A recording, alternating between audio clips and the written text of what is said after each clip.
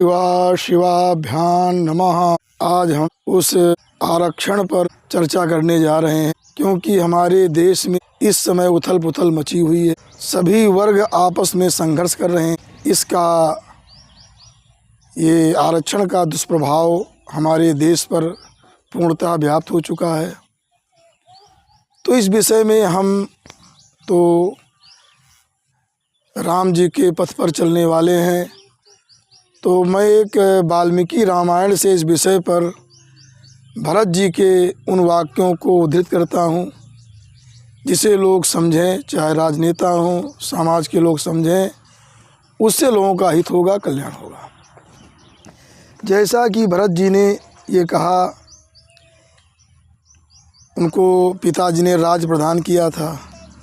राज प्राप्त करने के बाद भी उन्होंने क्या कहा कि धुर में का किना न्यस्ताम वृषभेण बलियसा किशोरवद गुरुम भारम ना वो ढूमहमुत्सहे।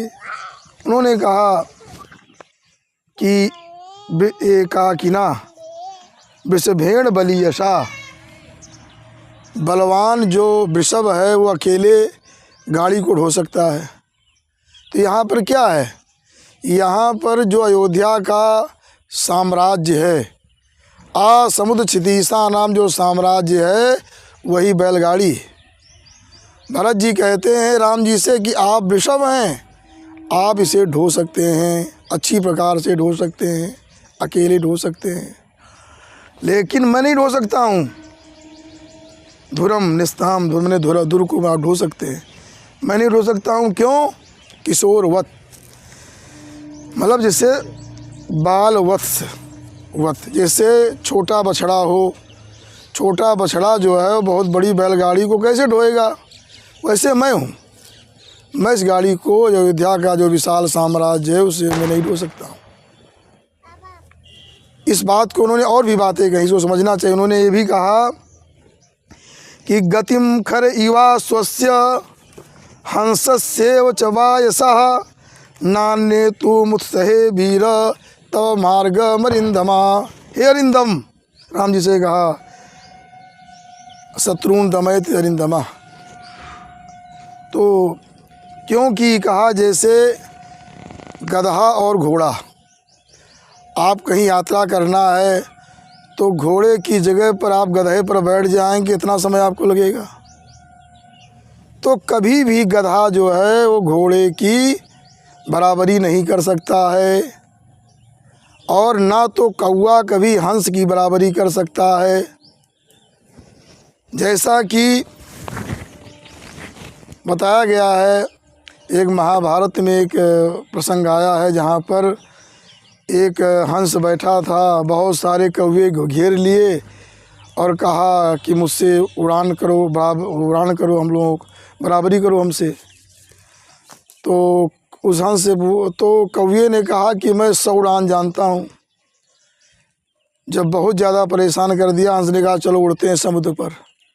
वो कौवा और हंस समुद्र पर उड़े, और उड़ते उड़ते अंत में कौवा उस पर गिर पड़ा, समुद्र में डूबने लगा।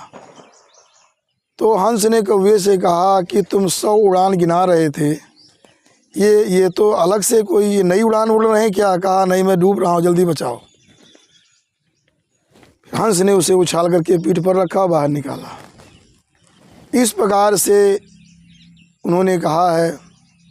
तो कहने का भाव हमारा ये है कि जो राम जी ने भी भरत जी से कहा था कि 100 मूर्खों की अपेक्षा क्या एक विद्वान पर जो है महत्व देते हो विद्वान का? कहा ऐसा क्यों? कहा जब कोई संकट आएगा तो विद्वान ही बचाएगा, मूर्ख नहीं बचा पाएंगे 100 मूर्ख। इस प्रकार से उन्होंने, भरत जी ने ये कहा कि भाई मैं आयु में कम हूँ, बल में कम हूँ, बुद्धि में कम हूँ, तो उचित नहीं। हमारे देश का जो राजा होना चाहिए वो श्रेष्ठ होना चाहिए, बल में, बुद्धि में, गुणों में। तो राजे नहीं, जो भी पद हो, सभी पदों पर जो उसके योग्य हो वो हो, उसमें किसी प्रकार का आरक्षण नहीं होना चाहिए। अब कोई डॉक्टर आरक्षण से बन गया, अब ज्ञान है ही नहीं, तो नेता लोग, तो राजनेता लोग चले जाएंगे विदेश, वहाँ अपनी दवाई कराएंगे, लेकिन यहाँ के लोग तो मारे जाएंगे। इसलिए जो आरक्षण के द्वारा जो पद पर बैठते हैं उनके पास वो ज्ञान नहीं होता है जो ज्ञान होना चाहिए। तो इसलिए ये और समाज में इससे विकृति भी पैदा हो रही है। लोग कहते हैं मैंने इतना अध्ययन किया, हम इतने पढ़े लिखे, इतनी डिग्री, इतनी बुद्धिता, इतने नंबर हम पाए, हमारा सिलेक्शन नहीं हुआ, मैं घूम रहा हूँ इधर मारा मारा, और जो नहीं अध्ययन किया, नहीं ज़्यादा किया, वो चयनित हो गया। इससे समाज में विकृति पैदा होती है। लोग कितनों कहें कि सब एक है और ये जात पात बिठाओ, वो क्या बोलते हैं, वो जो एक जने हैं धीरेन्द्र शास्त्री, जात पात को जो है जो करो विदाई। अरे पूछो कैसे विदाई होगी? जहाँ गए वहाँ जात पूछी जाएगी, जात के अनुसार आपको आरक्षण मिलेगा, जात के अनुसार आपकी फीस माफ़ होगी, सब कुछ जात की सरकार जात पूछती है, जात प्रमाण पत्र आपको लगाना ही पड़ेगा। तो कैसे आप इस तरह की बातें करते हैं? मूर्खतापूर्ण बातें हुई है कि जात पात की करो विदाई, ये सब मूर्खतापूर्ण बातें हैं। तो भरत जी ने जो कहा है उन बातों पर, जो राम जी ने कहा उन बातों पर अगर राजनेता समाज उस पर विश्वास करे, उसके अनुसार चले, तो राम राज भी आएगा और सबका कल्याण होगा। नहीं भय रोग न शोक, न भय होगा न रोग होगा न शोक होगा, सब मंगलमय जीवन जिएंगे। तो इस प्रकार से मैं ये बताना चाहता हूँ। दूसरी बात और भी है कि जब बुद्धिमान लोग ऊंचे पद पर नहीं होते हैं तो हमारे छिद्रों को, राज्य के छिद्रों को देख करके दूसरे लोग उस पर अटैक करते हैं, आक्रमण करते हैं।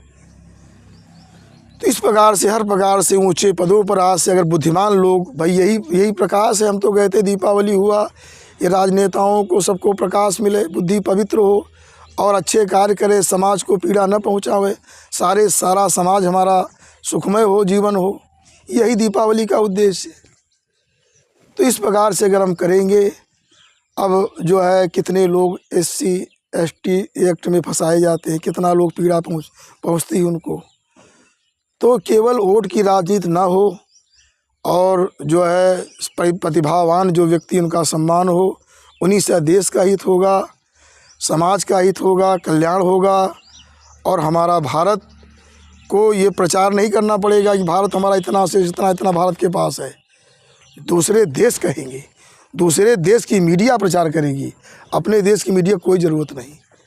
ऐसा जब हम लोग उन्नति को प्राप्त होंगे तो सब जगह हमारा, तो हम लोग तो केवल जो राम राज की कल्पना चल रही है उसी पर हम लोग चर्चा करते हैं और राम राज की ही कामना करते हैं। इति सम।